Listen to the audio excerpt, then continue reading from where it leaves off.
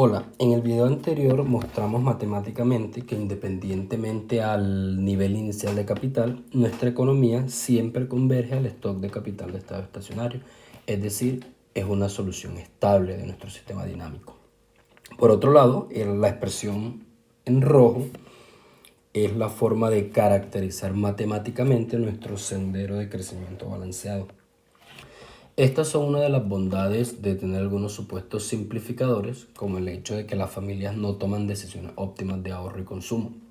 Sin embargo, este supuesto nos impide hacer algunas afirmaciones referente al bienestar de la familia, es decir, a no incorporar dentro de nuestra modelación una función de utilidad. No podemos hacer muchas afirmaciones referente, por ejemplo, a la relación de preferencia de los hogares.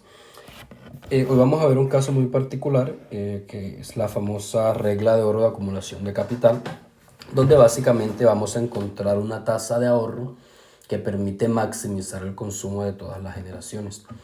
Sin embargo, esta tasa de ahorro puede ser diferente a la tasa de ahorro de nuestro estado estacionario, con el que hemos venido trabajando. Va a generar, por tanto, una solución diferente de nuestro sistema dinámico.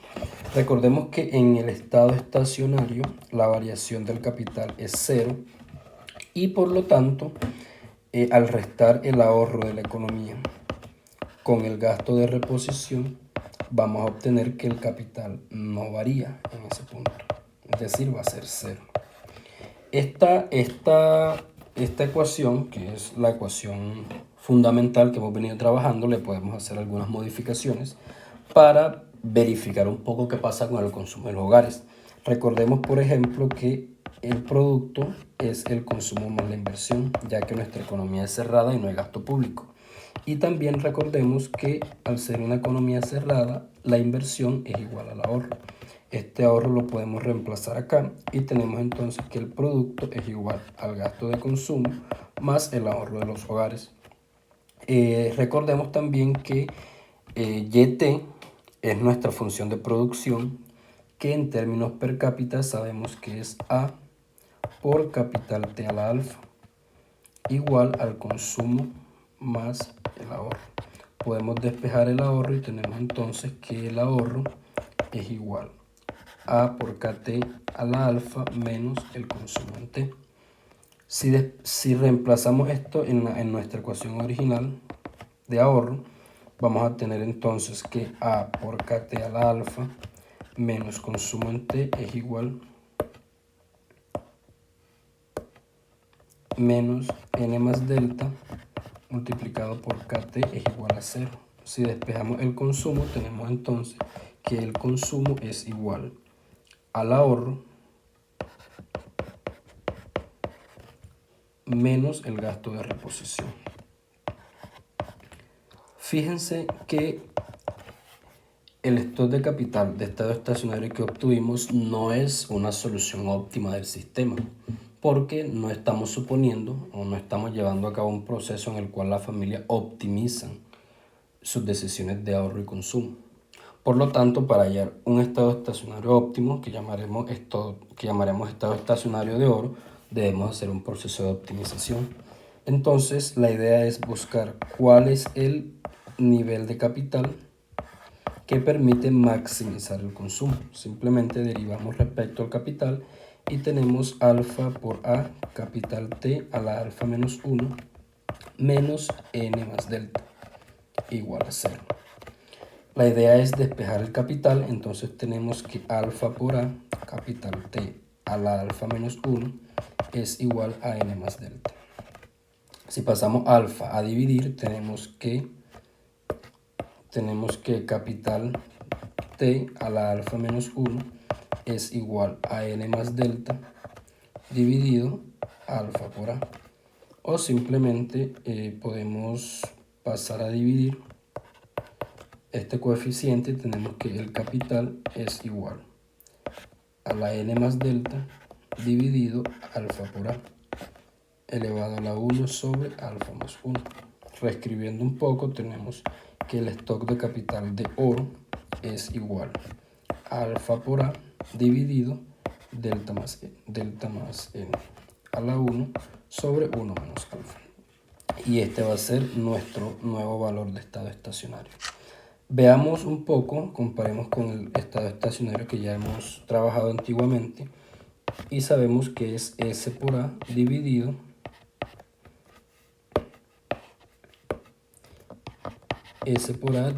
n más delta elevado a la 1 sobre 1 menos alfa. Veamos acá que la única diferencia de estos dos estados estacionarios es que en el estado estacionario tradicional la tasa de ahorro S es una proporción entre 0 y 1 que se define de forma exógena. No hay un proceso optimizador detrás. En el segundo estamos buscando mediante un proceso de optimización cuál es esa tasa de ahorro que permite obtener el mayor consumo posible, el máximo consumo en todas las generaciones. Recordemos que este es un sistema dinámico, no es un sistema estático, por lo tanto no es maximización en un periodo, sino maximización o optimización dinámica. Un proceso de optimización que me permite maximizar a lo largo de una trayectoria temporal. Entonces, este alfa va a ser esa tasa de ahorro que me permite maximizar ese consumo a lo largo del tiempo. Veamos un poco gráficamente, fíjense acá en el proceso de optimización. En la primera parte tenemos la pendiente de la función de producción y en la segunda parte tenemos la pendiente de la reposición. Es decir, el punto donde la pendiente de la función de producción corta a la pendiente de la curva de reposición, obtenemos el máximo de consumo y por tanto el máximo de bienestar. Gráficamente, recordemos ya el modelo que teníamos antiguamente el estado estacionario se veía de esta forma, donde teníamos una función de producción que cumple con las propiedades de nada,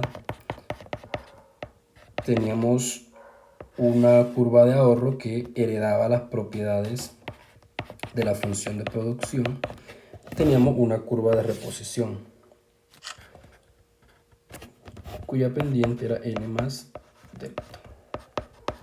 Fíjense que el antiguo estado estacionario se encontraba en este punto y nuestro nuevo estado estacionario ya no estará más ahí.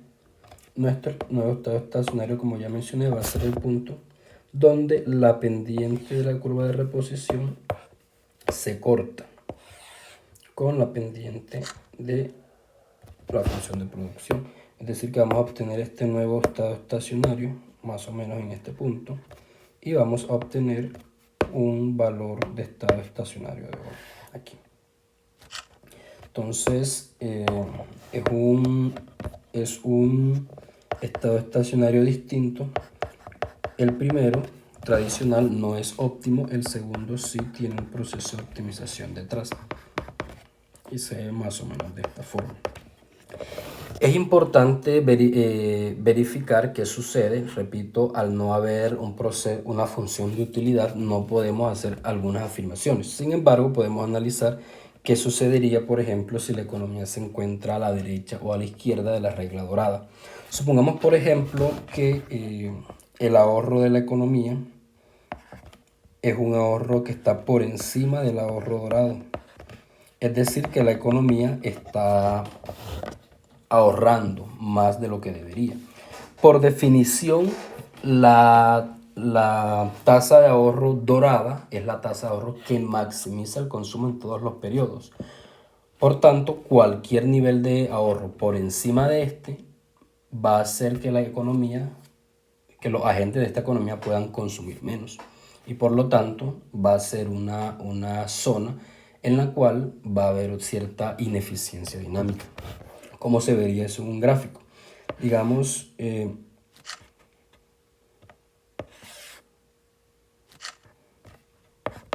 si tenemos el consumo y tenemos una tasa de ahorro que es mayor a la tasa de ahorro de oro, vamos a obtener un consumo menor. Entonces digamos que este consumo se encuentra aquí y supongamos que el consumo de la regla dorada se encuentra aquí, que por definición al ser el que maximiza ya debe ser superior. Llamémosle consumo oro y llamémosle consumo 1, por ejemplo. Supongamos que en este caso, como ese ahorro está muy alto, se decide disminuir la tasa de ahorro. ¿Qué sucede? Al disminuir la tasa de ahorro, en un periodo, llamémosle periodo 1, inmediatamente el consumo de esta economía va a aumentar en el corto plazo, dado que se está destinando menos recursos al ahorro y más al consumo. ¿Y qué sucede después? A medida que la economía empieza a ajustarse, ella empieza a acercarse nuevamente a su estado estacionario. Fíjense que en todo momento, en el inicio, en el corto plazo, el consumo aumenta. Es decir, el consumo aumenta en el corto plazo, pero al final ella se ajusta hacia su nuevo estado estacionario, que es superior al nivel de consumo que se tiene inicialmente. Es decir, cuando estamos en una zona de ineficiencia dinámica, disminuir el ahorro incrementa el consumo tanto en el corto como en el largo plazo. Por tanto, es una decisión que se debe tomar. En el caso contrario, en el cual el ahorro es menor al ahorro oro, gráficamente se vería algo así.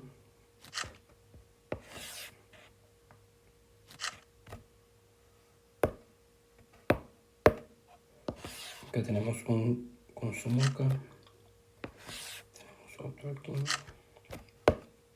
Fíjense que en este caso, cuando se tiene una tasa de ahorro muy baja, ¿qué sucede? Se debe aumentar hasta llegar a la regla dorada. Al aumentarse la tasa de ahorro, inmediatamente en el corto plazo lo que hace es que va a haber una caída en el consumo.